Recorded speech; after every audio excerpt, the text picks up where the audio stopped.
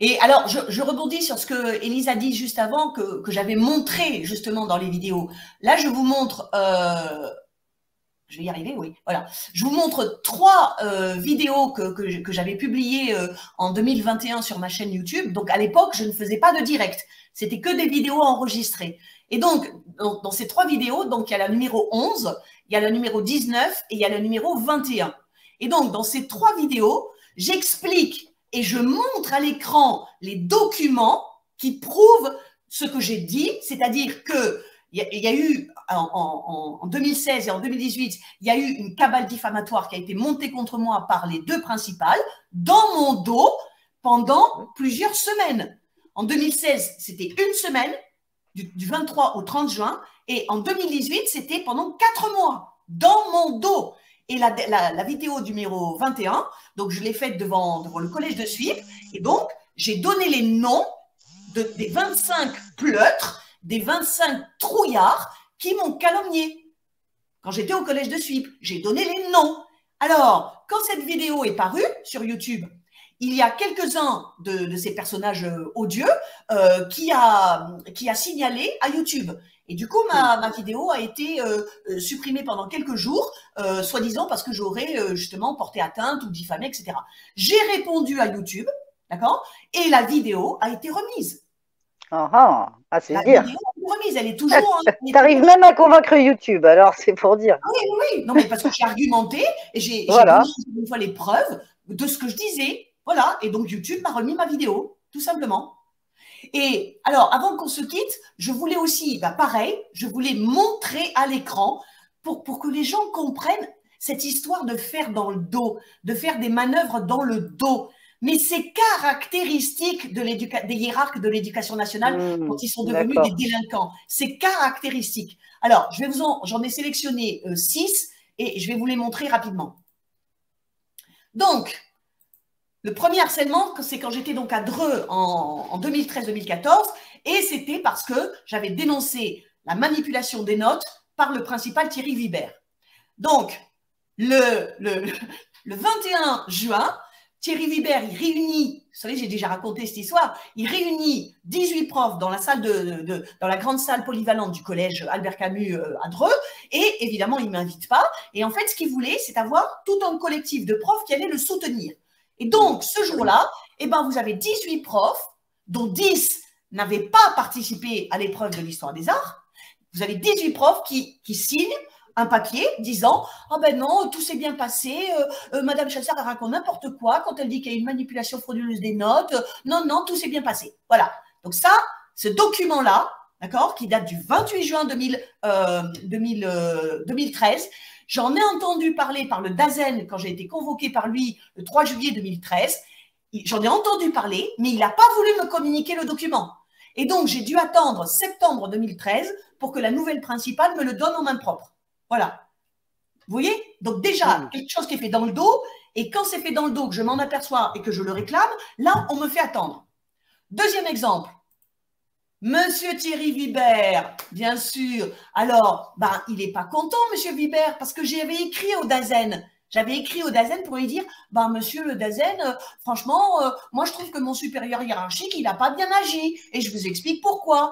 Donc, du coup, le DAZEN, petit coup de téléphone. Comment, monsieur Vibert, il y a quelqu'un qui dit que vous avez mal agi, manipulé des notes. Expliquez-moi ça, s'il vous plaît. Donc, monsieur Vibert, pour se défendre, il rédige dans mon dos un rapport défavorable sur moi. Et il dit, non, non, c'est Madame Chassard qui fait n'importe quoi. Madame Chassard, elle vit dans un monde où il y a le respect des textes. J'ai jamais vu ça, moi. Hein. Voilà.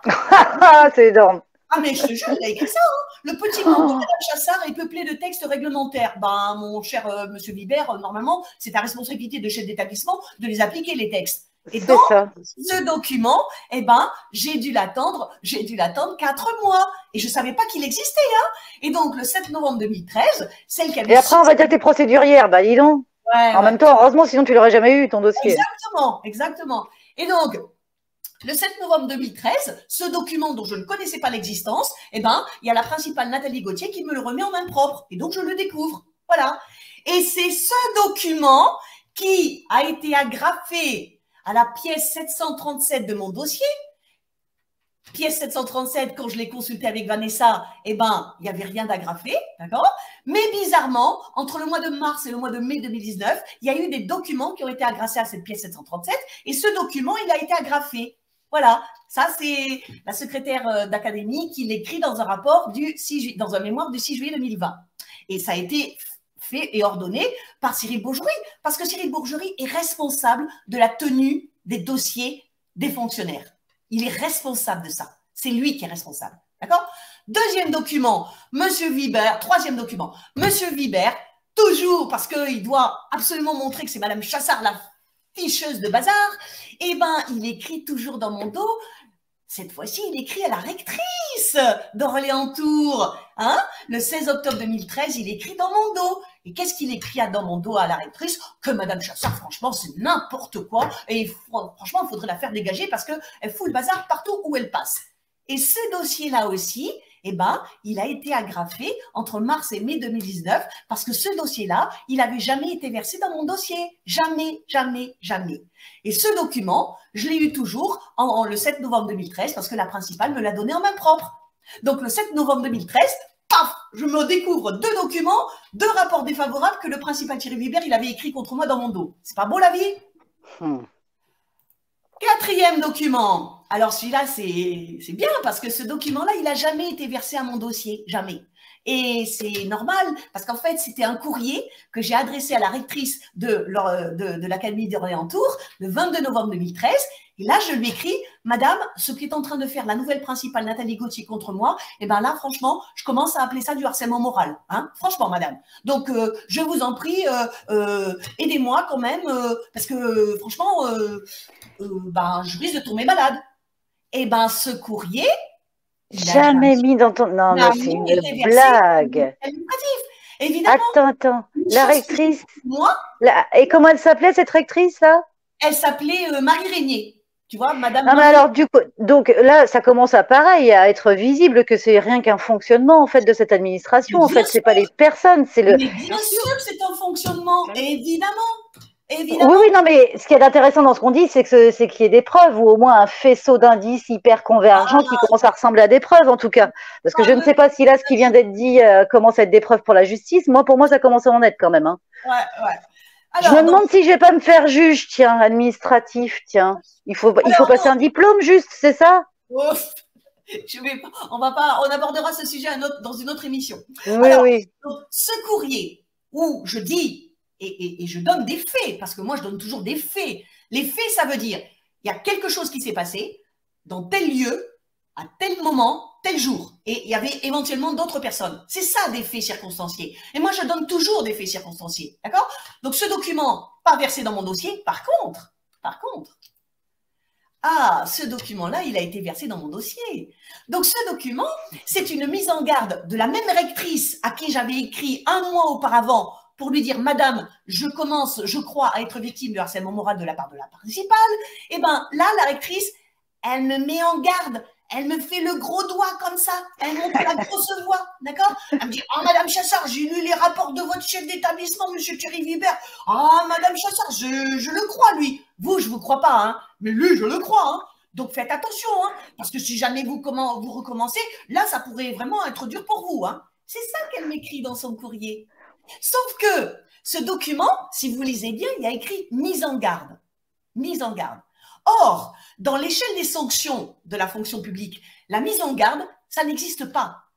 Ça n'existe pas. Ce n'est pas une sanction, la mise en garde. Ce qui est une sanction, c'est l'avertissement. Donc, Madame Régnier, la rectrice d'Orléans-Tours en 2013, elle ne m'a pas mis une sanction. Elle ne m'a pas envoyé d'avertissement. Vous comprenez?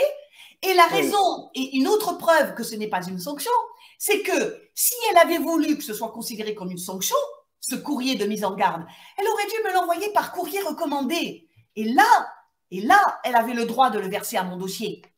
Mais elle ne me l'a pas envoyé par courrier recommandé.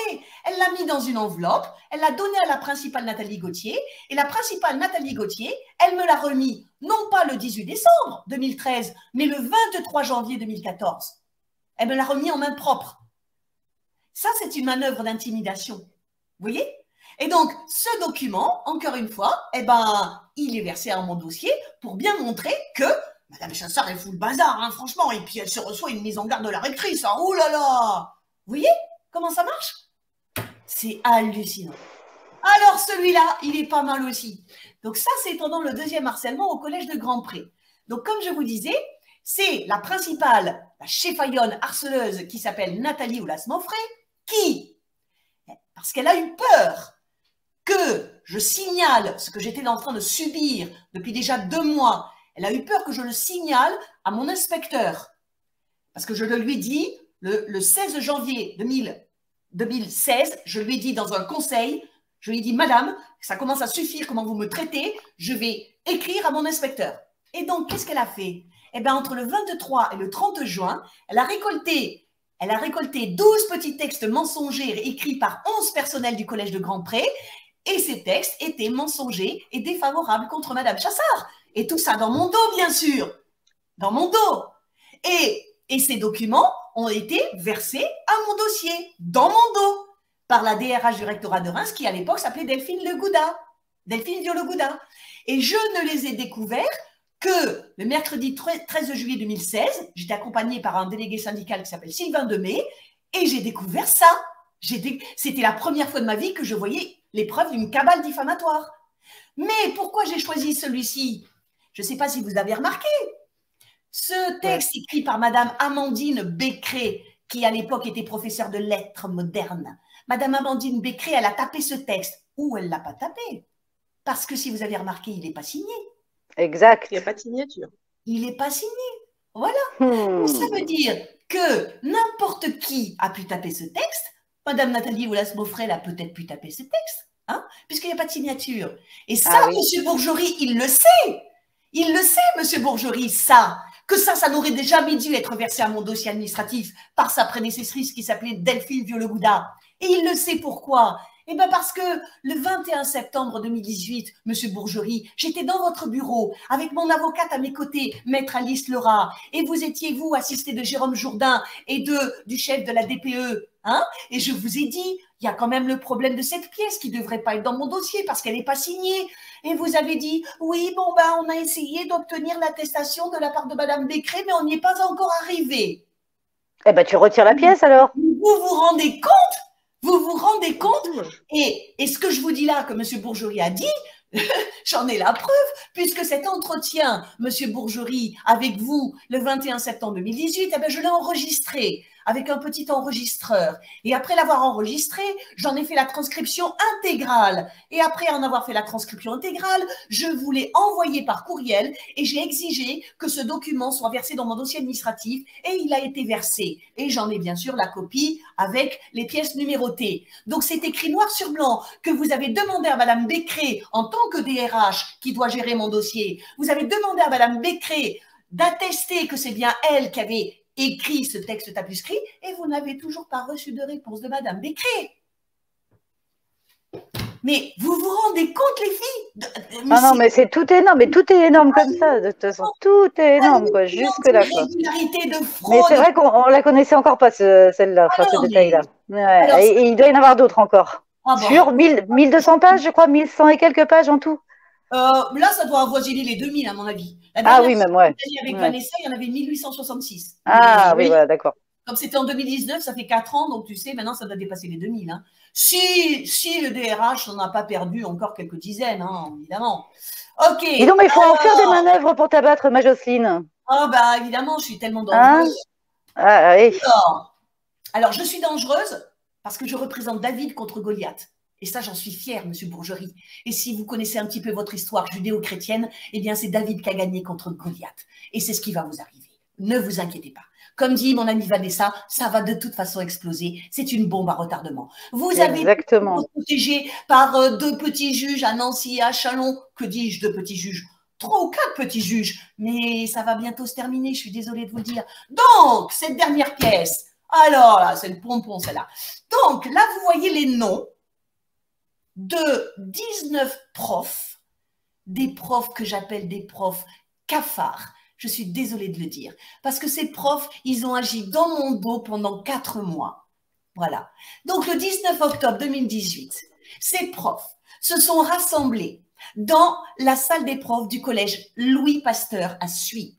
Et pour se rassembler entre 11h10, 11h15 et 12h10, ce vendredi 19 octobre 2018, qu'avaient-ils fait? Eh bien, ils avaient demandé au principal temporaire qui remplaçait la principale Valérie Richard parce qu'elle était tombée malade, eh ben, ils ont demandé au principal, ah, s'il vous plaît, on a quelque chose de très urgent à discuter entre nous parce que vraiment, Madame Chassard, elle nous rend fous là. Il faut absolument qu'on en discute entre nous pour savoir comment on va riposter.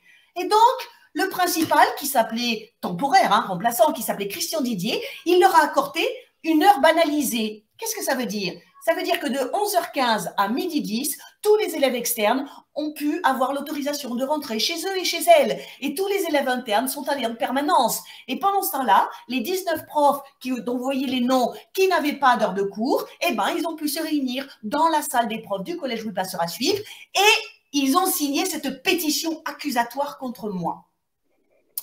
Même si je ne suis pas nommée, mais je suis une collègue enseignante qui exerce sur eux et sur elles une telle pression que ça crée un profond malaise. Voilà. Et j'ai rendu malade Madame Richard, et je rends malade Madame Maché, Madame Ricard, Madame Feutry, Madame Salin, Madame Hubert, voilà. Je rends tous ces gens-là malades. Mais c'est bizarre, parce que tout ça se fait dans mon dos, et qu'il n'y a personne qui m'écrit pour me dire les faits exacts.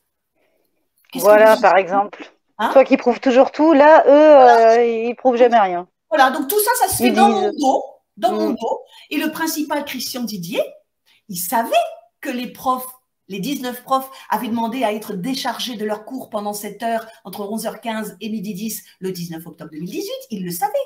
Et moi, je devais avoir une classe ce jour-là.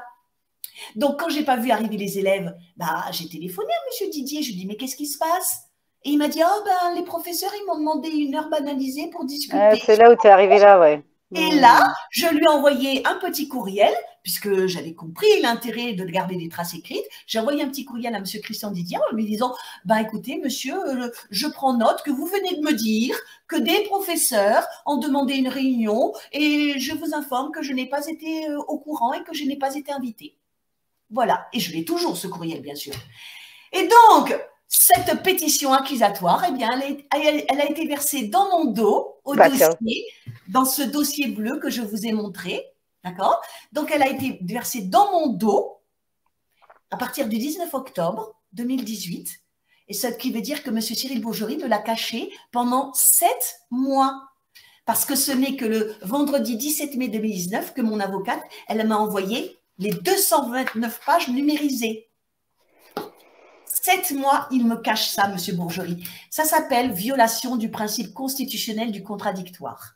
Bah, on se demandait ce qu'il avait à cacher. Remarque, il devait avoir beaucoup de choses à cacher pour te les cacher 7 mois. Ah, voilà. Alors, autant vous dire que toutes ces personnes-là, hein, toujours dans mon dos, pendant 4 mois, entre le 16 septembre et le 17 décembre, toutes ces personnes ont écrit 1 ou 2 ou 3 ou 4 petits textes mensongers dans mon dos.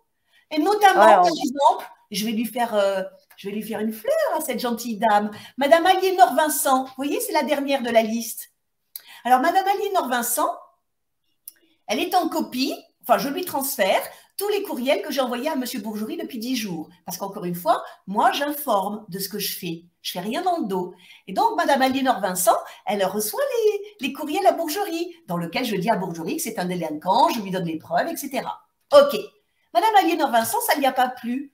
Et puis, comme elle a mes mains courtes, elle m'a écrit « Madame Chassard, je vous demande de m'enlever de votre liste d'envoi parce qu'en fait, nos boîtes mail sont tellement chargées et puis la guéguerre avec Monsieur Bourgerie ne me concerne en rien et ne m'intéresse aucunement. » Voilà ce que m'a écrit Madame Vincent Aliénor, qui était une prof d'anglais, si je me souviens bien.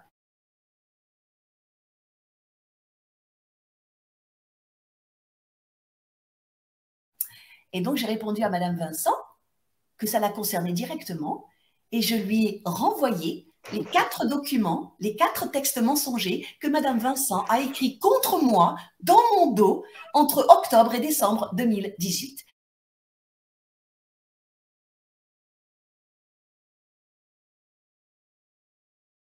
Et Madame Vincent ne m'a pas répondu. Ah, non, mais elles ne se sont pas concernées non plus par ta réponse alors. Oh, je pense qu'elles se sont très concernées par ma réponse, de même que les 18 autres profs cafards qui ont signé cette pétition accusatoire et qui ont accumulé aussi les textes mensongers contre moi pendant 4 mois. Voilà. Alors, je précise que prof cafard, c'est une image métaphorique. Parce que, vous voyez, les cafards, généralement, détestent la lumière. Les cafards sont dans l'obscurité. Voilà. C'est juste un comportement qui me paraît un petit peu similaire avec celui de ces profs. Ok. Ouais, forcément, c'est pas volé. Voilà.